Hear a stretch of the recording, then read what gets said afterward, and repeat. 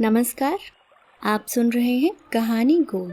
आइए दोस्तों सुनते हैं लेखक यशपाल जी की लिखी कहानी पर्दा।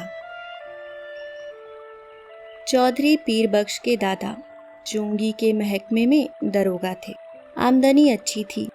एक छोटा पर पक्का मकान भी उन्होंने बनवा लिया। लड़कों को पूरी तालीम दी। दोनों लड़के एंट्रेंस पास कर रेलवे में और डाकखाने में बाबू हो गए।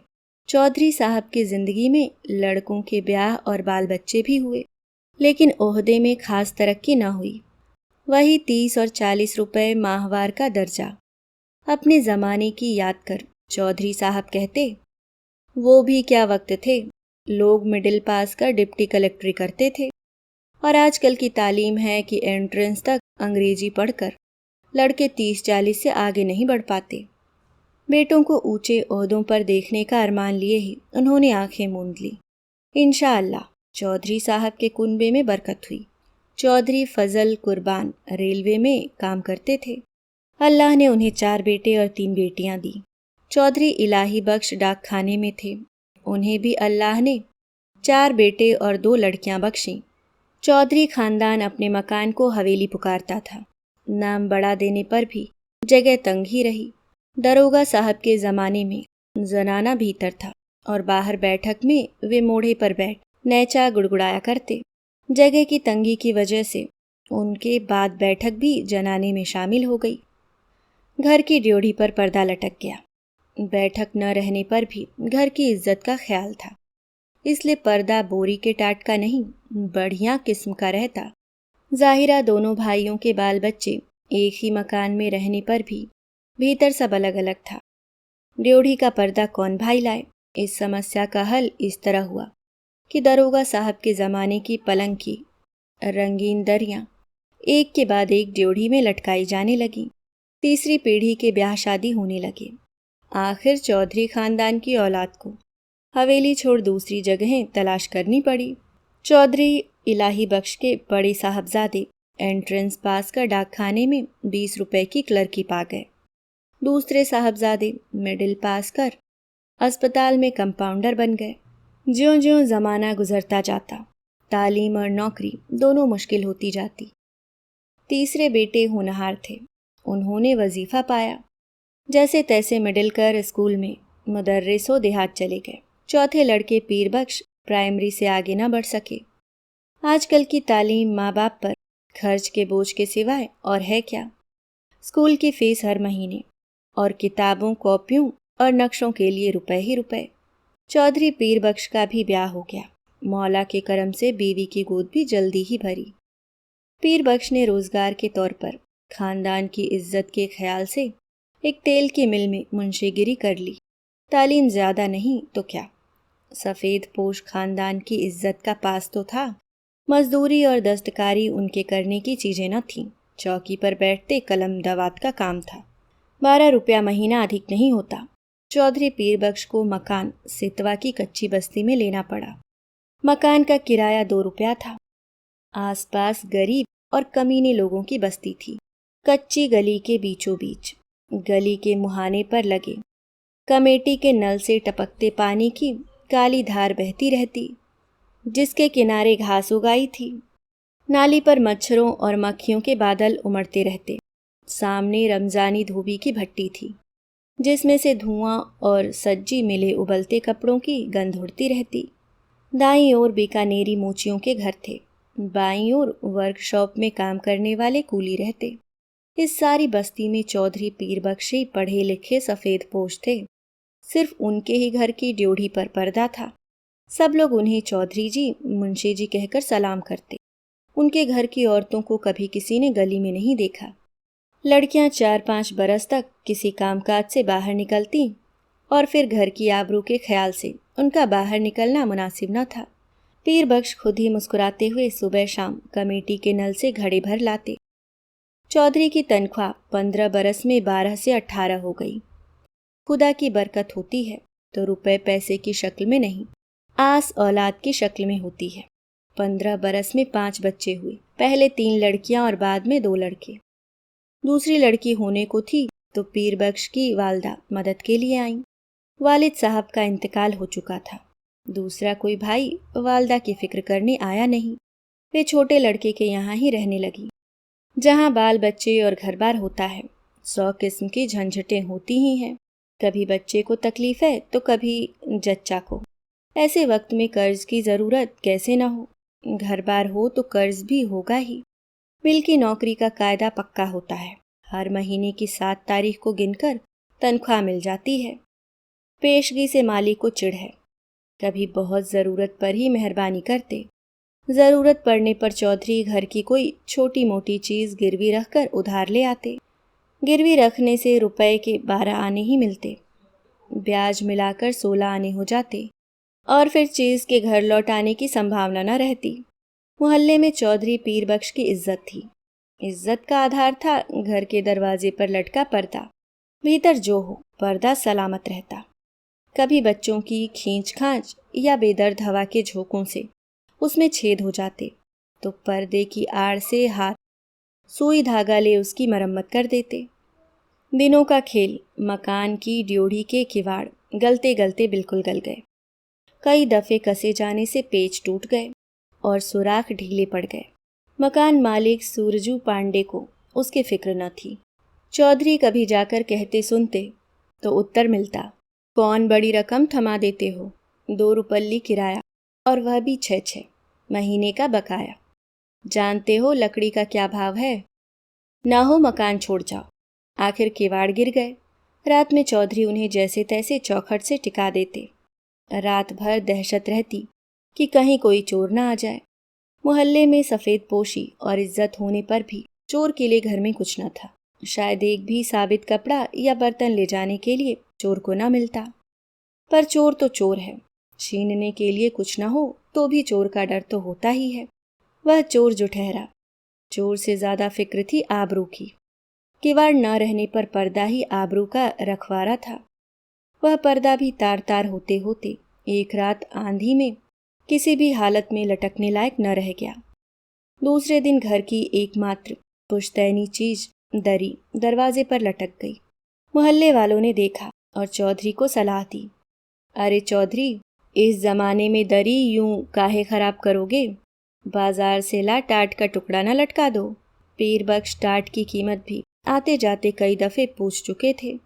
2 गज टाट 8 आने से कम में न मिल सकता था। हंसकर बोले, होने दो, क्या है, हमारे यहाँ पक्की हवेली में भी ड्योढ़ी पर दरी का ही पर्दा रहता था। कपड़े की महंगाई के इस जमाने में घर की 5 औरतों के शरीर से कपड़े जीर्ण होकर यूं गिर रहे थे जैसे पेड़ अपनी छाल बदलते हैं। पर चौधरी साहब की आमदनी से दिन में एक दफे किसी तरह पेट भर सकने के लिए आटा के अलावा कपड़े की गुंजाइश कहाँ। खुद उन्हें नौकरी पर जाना होता। पायजामे में जब पैबंद संभालने की ताब न रही, मार्किन का एक कुर्ता पैजामा जरूरी हो गया। पर लाचार थे।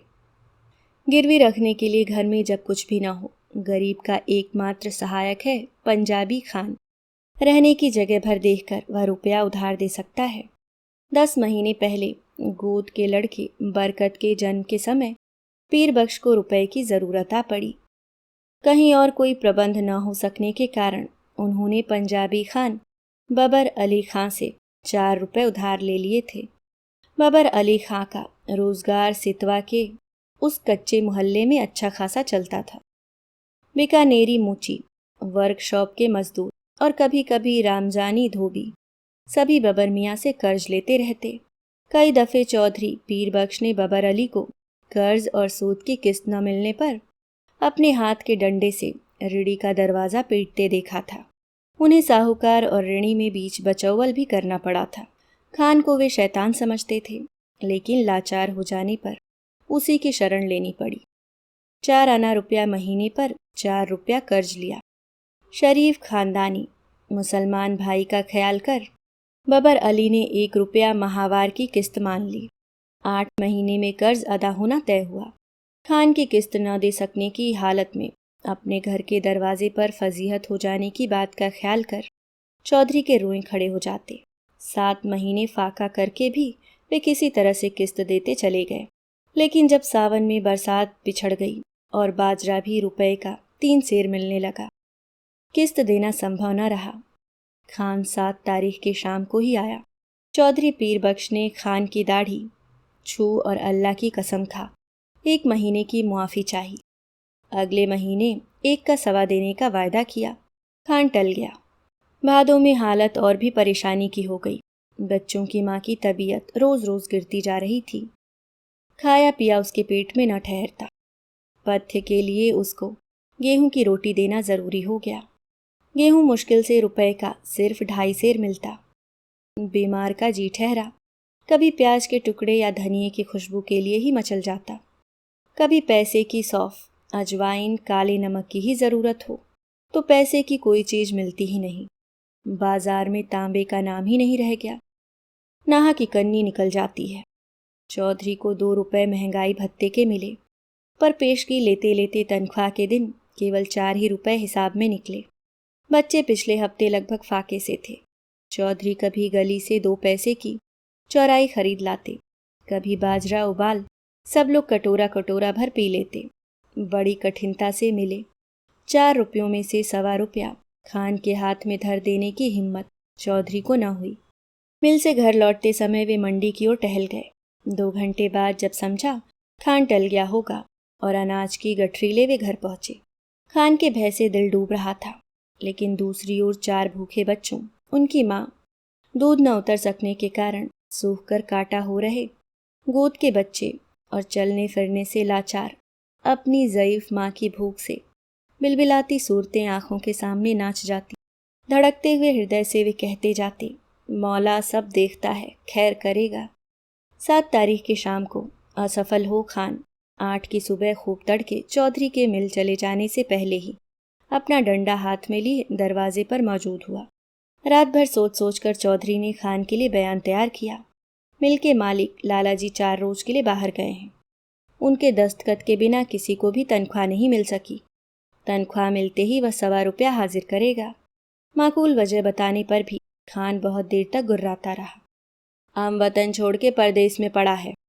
ऐसे रुपया छोड़ देने के वास्ते हम यहाँ नहीं आया है। हमारा भी बाल बच्चा है। 4 रोज में रुपया नहीं देगा तो हम तुम्हारा कर देगा। 5वें दिन रुपया कहाँ से आ जाता। तनख्वाह मिले अभी हफ्ता भी नहीं हुआ। मालिक ने पेशगी देने से साफ इनकार कर दिया। 6ठे दिन किस्मत से इतवार था। मिल में छुट्टी रहने पर भी चौधरी खान के डर से सुबह ही बाहर निकल गए। जान पहचान के कई आदमियों के यहाँ गए। इधर उधर की बातचीत कर वे कहते, अरे भाई हो तो 20 आने पैसे तो दे दो, 1 रोज के लिए देना, ऐसे ही ज़रूरत आ पड़ी है। उत्तर मिला, मियाँ पैसे कहाँ इस ज़माने में, पैसे का मोल कौड़ी नहीं रह गया। हाथ में आने से पहले ही उधार में उठ गया तमाम। दोपहर हो गई, खान आया भी होगा तो इस वक्त तक बैठा नहीं रहेगा, चौधरी ने सोचा और घर की तरफ चल दिए। घर पहुंचने पर सुना खान आया था और घंटे भर तक ड्योढ़ी पर लटके दर्री के पर्दे को डंडे से ठेल ठेल कर गाली देता रहा है। पर्दे की आड़ से बड़ी बीवी के बार बार खुदा की कसम खा यकीन दिलाने पर कि चौधरी बाहर गए हैं, रुपया लेने गए हैं, खान गाली देकर कहता, नहीं बज्जा चोर भीतर में छिपा है, हम 4 घंटे में फिर आता है, रुपया लेकर जाएगा, रुपया नहीं देगा तो उसका खाल उतार कर बाजार में बेच देगा। हमारा रुपया क्या हराम का है। 4 घंटे से पहले ही खान की पुकार सुनाई दी, चौधरी। पीर बख्श के शरीर में बिजली सी दौड़ गई और वे बिल्कुल निसस्त हो गए, हाथ पैर सुन्न और गला खुश्क। गाली दे पर्दे को ठेलकर खान के दोबारा पुकारने पर चौधरी का शरीर निर्जीव प्राय होने पर भी निश्चेष्ट न रह सका। वे उठकर बाहर आ गए। खान आग बबूला हो रहा था। पैसा नहीं देने का वास्ते छिपता है। एक से एक बढ़ती हुई 3 गालियां एक साथ खान के मुंह से पीर बख्श के पुरखों पीरों के नाम निकल गई। इस भयंकर आघात से पीर बख्श का खानदानी रक्त भड़क उठने के बजाय और भी निर्जीव हो गया। खान के घुटने छू अपनी मुसीबत बता वे मुआफ़ी के लिए खुशामद करने लगे। खान की तेजी बढ़ गई। उसके ऊंचे स्वर से पड़ोस के मोची और मजदूर चौधरी के दरवाजे के सामने इकट्ठे हो गए। खान क्रोध में डंडा फटकार कर कह रहा था, पैसा नहीं देना था लिया क्यों, तनख्वाह किधर में जाता। हरामी हमारा पैसा मारेगा, हम तुम्हारा खाल खींच लेगा। पैसा नहीं है तो घर पर पर्दा लटका के शरीफ ज़्यादा कैसे बनता। तुम हमको बीवी का गहना दो, बर्तन दो, कुछ दो, कुछ भी दो, हम ऐसे नहीं जाएगा। बिल्कुल बेबस और लाचारी में दोनों हाथ उठा, खुदा से खान के लिए दुआ मांग। पीर बख्श ने कसम खाई, एक पैसा भी घर में नहीं, बर्तन भी नहीं, कपड़ा भी नहीं। खान चाहे तो बेशक उसकी खाल उतार कर बेच ले। खान और आग हो गया, हम तुम्हारा दुआ क्या करेगा, तुम्हारा खाल क्या करेगा, उसका तो जूता भी नहीं बनेगा, तुम्हारा खाल से तो यह टाट अच्छा। खान ने ड्योढ़ी पर लटका दरी का पर्दा छटक लिया। ड्योढ़ी से पर्दा हटने के साथ ही जैसे चौधरी के जीवन की डोर टूट गई, वह डगमगाकर जमीन पर गिर पड़े। इस दृश्य को देख सकने की ताप चौधरी में न थी, परंतु द्वार पर खड़ी भीड़ ने देखा।